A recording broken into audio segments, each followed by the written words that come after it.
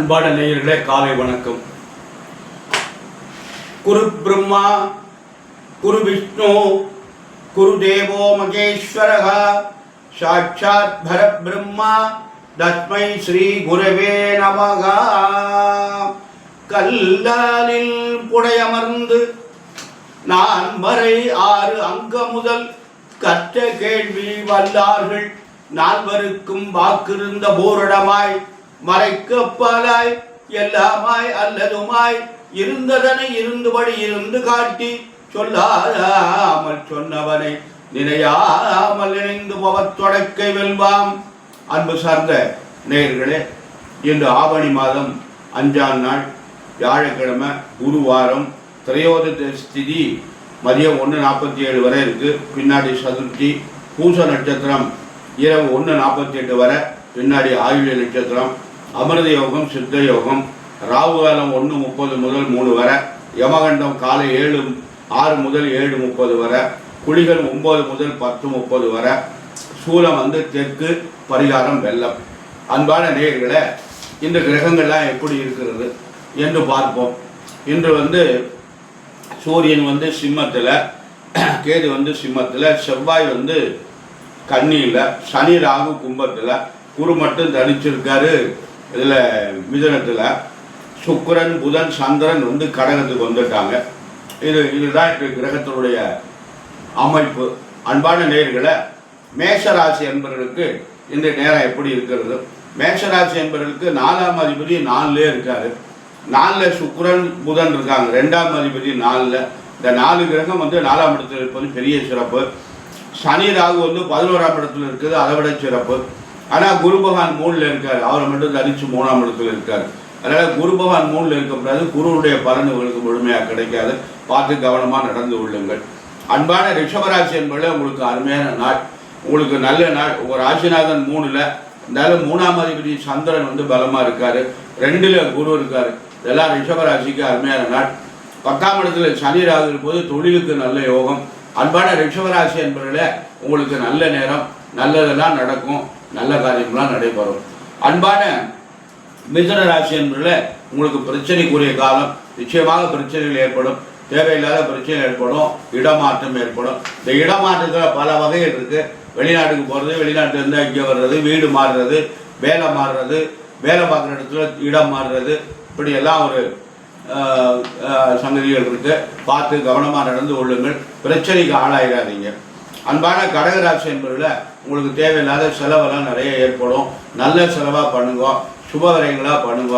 முடிஞ்சால் இடம் வாங்குங்க, வீடு கட்டுங்க, திருமணம் பண்ணுறதுக்கு வாய்ப்பு இருந்தால் திருமணம் பண்ணுங்க. இது பார்த்து இல்லைன்னா கவனமாக நடந்து கொள்ளுங்கள். மிதுன ராசி, கடகராசி என்பவர்கள்லாம் வியாழக்கிழமை தோறும் தட்சிணாமூர்த்தி வழிபாடு பண்ணிட்டு வாங்க, நல்ல பலன் தரும். அன்பான சிம்மராசி என்பதில் உங்களுக்கு அருமையான நாள். உங்களுக்கு நல்லது நடக்கும், நல்ல காரியம்லாம் நடைபெறும். உங்களுக்கு குருவான் 11ஆம் இடத்துல இருக்காரு. இருப்பினும் சனி ராகு 7ல் இருக்காங்க. மனைவி கணவனுடைய உடல்நிலையை ரொம்ப கவனமாக இருக்கணும். அன்பான சிம்மராசி என்பதில் குழப்பம் இல்லாமல் காரியத்தை செய்யுங்க, நல்லதே நடக்கும். அன்பான கன்னிராசி என்பதில் உங்களுக்கு நேரம் சரியில்லை. 10ல் குரு இருக்காரு. கெட்ட பேர் ஏற்படும், பார்த்து கவனமாக நடந்துங்க. வேலை பார்த்தீங்கன்னா மேலதிகாரிட்ட ரொம்ப பணிவாக நடந்து கொள்ளுங்கள். நீங்கள் தவறு செய்யலைன்னா கூட உங்கள் மேலே பழி வரும். அதனால் பரவாயில்ல, இனிமேல் அந்த மாதிரி செய்ய மாட்டேன்னு பணிஞ்சு போயிருங்க. இல்லைன்னா பதவி முன்னாடி போக முடியாது, பின்னாடி வந்துடுவீங்க. ஜாக்கிரதை. நீங்களும் வியாழக்கிழமை தட்சிணாமூர்த்தி வழிபாடு. துளாராசி என்பதில் உங்களுக்கு அருமையான நாள். உங்களுக்கு நேரம் நன்றாக இருக்கிறது. உங்களுக்கு குருபான் 9ஆம் இடத்துல இருக்குது. குருபான் தனிச்சிருக்காரு. 9ஆம் இடத்துல குரு இருப்பது பெரிய அமைப்பு. அதனால் அது ஒரு பெரிய சிறந்த அமைப்பு. எல்லாமே சுபகாரியங்கள் அனைத்தும் நடக்கும். அதாவது அவங்க தகுதிக்கு தக்கபடி எல்லா காரியமும் நடக்கும். அன்பான விருச்சிக ராசி என்பதில் உங்களுக்கு 8ல் குரு இருக்காரு. 7ஆம் அதிபதி 9ல் இருக்காரு. நல்லது, நல்ல அமைப்பெல்லாம் ஏற்படும். அன்பான விருச்சிக ராசி என்பதில் ஜாக்கிரதையாக இருங்க, புதுசாக எதையும் செய்யாதீங்க. அன்பான தனுசு ராசி என்பதில் உங்களுக்கு அமோகமான நாள். உங்களுக்கு சனி ராகு 3ல் இருக்காரு. உங்களுக்கு குருபான் 7ல் இருக்காரு. நல்ல காரியங்களால் நடைபெறும். தனுசு ராசி என்பதற்கு உங்களுக்கு தேவையான நல்ல காரியம் நடைபெறும்.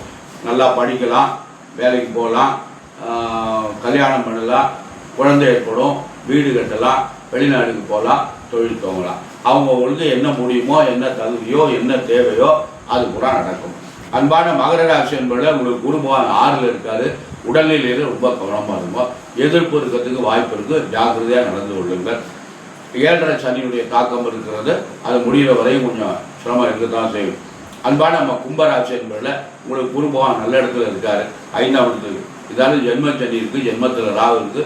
பார்த்து முதல் சுற்று 2வது சுற்று 3வது சுற்றுலாம் கணக்கு இருக்குது, அந்த மாதிரி பார்த்து கவனமாக நடந்து கொள்ளுங்கள். மீனராசி என்பதில் உங்களுக்கு குரு பகவான் 5ஆம் இடத்துல இருக்கார், 4ஆம் இடத்துல இருக்கார். அந்த குரு பகவான் வந்து 4ஆம் இடம் குரு பகவானுக்கு நல்ல இடம் இல்லை, அதனால் அவர் ஏதாவது சிரமத்தை உண்டு பண்ணிடுவார். பார்த்து ஜாக்கிரதையாக நடந்து கொள்ளுங்கள். அன்பான மீனராசி, கும்பராசி, மிதுன ராசி என்பவர்கள், கடகராசி என்பவர்கள், அன்பான மிதுன ராசி, அன்பான மீனராசி, கும்பராசி, மகர ராசி என்பவர்களை சனிக்கிழமைதோறும் விரதமாக இருந்து சனி பகவானுக்கு எள்ளு தீபம் ஏற்றி அர்ச்சனை பண்ணுங்க. சனிக்கிழமைதோறும் காகத்துக்கு சாதம் வைங்க, கோளறு திருப்பதியும் பாராயணம் பண்ணுங்க. வன்னி பத்திரம் கிடைச்சுன்னா வன்னி பத்திரத்தால் அர்ச்சனை பண்ணுங்க. நாம் செய்கின்ற பிரார்த்தனை நமக்கு இந்த 7.5 சனியுடைய தாக்கத்திலிருந்து நமக்கு கோளறு திருப்பதி நீங்கள் எவ்வளோ தூரம் காலமாக சனிக்கிழமை பாராயணம் பண்ணுறீங்களோ அவ்வளோ தூரம் உங்களுக்கு நல்ல காரியங்கள்லாம் நடைபெறும். சனி பகவானுடைய சிரமங்கள்லேருந்து நாம் விடுபடலாம். நமக்கு வந்து பிரார்த்தனை தான் ரொம்ப முக்கியம், வேண்டுதல்.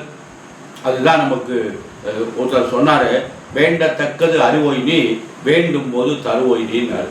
எனக்கு என்ன வேணுங்கிறது உனக்கு தெரியும், நீ எப்போ கொடுக்கணுங்கிறது எனக்கு தெரியும். அதனால் இது நம்மெல்லாம் கேட்டெல்லாம் பெறதை விட அவருக்கு இறைவனுக்கு தெரியும். அவர் கொடுக்குற போது நம்ம வாங்கிக்கிறோம், அதுவும் அவர் விருப்பமா, அதுவும் உனது விருப்பம் என்றேன்னா, எது கொடுத்தாலும் உன்னுடைய விருப்பம் நான் வாங்கிக்கிறேன் அப்படின்னார். எவ்வளோ பெரிய உயர்ந்த கருத்து பாருங்கள். அதனால் நாம் வந்து இறைவனை வேண்டிடுவோம், நம்ம பிரார்த்தனை பண்ணுவோம். அவர் எப்போ நமக்கு நன்மை செய்கிறாரோ அப்பொழுது ஏற்றுக்கொள்வோம். அதுவரையும் அவரை விடாமல் வழிபாடு செய்வோம். நம்ம ஆயுள் உள்ளவரை இறை வழிபாடு செய்து நாம் நலமுடன் வாழ வேண்டும். அன்பான நேயர்களை, நம்முடைய குழந்தைகள் நலமுடன் இருக்கணும், நல்ல ஆரோக்கியமான குழந்தைகள் பிறக்கணும். அந்த குழந்தைகள் நன்றாக படிக்கணும், அந்த குழந்தைகள் கை நிறைய சம்பாதிக்கணும், அந்த குழந்தைகளுக்கு நல்ல வாழ்க்கை துணை அமையணும், அந்த குழந்தைகளுக்கு நல்ல குழந்தைகள் பிறக்கணும், அதனுடைய எதிர்காலம் நல்லா இருக்கணும். இதுக்கெல்லாம் மூல காரணமான எம்பெருமான் சர்வேஸ்வரனும், வள்ளல் பெருமான் வள்ளியில் மணாளன் முருகப்பெருமானும், எம்பராட்டி அன்னை மகாமாரி முத்து மகாமாரியையும் பிரார்த்தனை செய்து நிறைவு செய்கிறேன். நன்றி, வணக்கம்.